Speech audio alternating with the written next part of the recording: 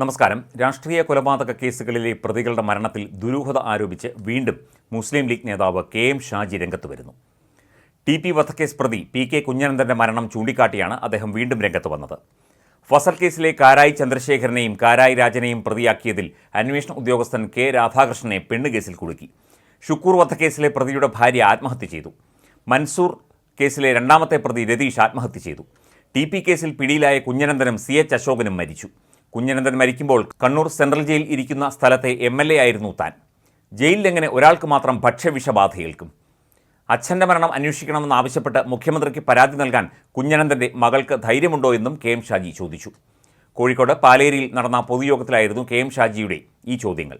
TP. കൊലക്കേസിൽ CPM നേതാക്കളിലേക്ക് എത്താനുള്ള ഏക കണ്ണിയായിരുന്നു കുഞ്ഞനന്തൻ എന്നുമാണ് ഷാജി നേരത്തെ പറഞ്ഞിരുന്നത്.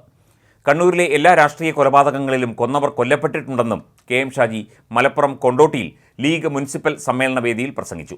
ഫസൽ കൊലക്കേസിലെ 3 പ്രതികളും മൃഗീയമായി കൊല്ലപ്പെടുകയുണ്ടായി. കുറച്ചാളുകളെ കൊല്ലാൻ വിടും, അവർ കൊലപാതകം നടത്തി തിരിച്ചു വരും, ഇവരിൽ നിന്ന് രഹസ്യം ചോരുമോ എന്ന ഭയം വരുമ്പോൾ കൊന്നവരെ കൊല്ലും.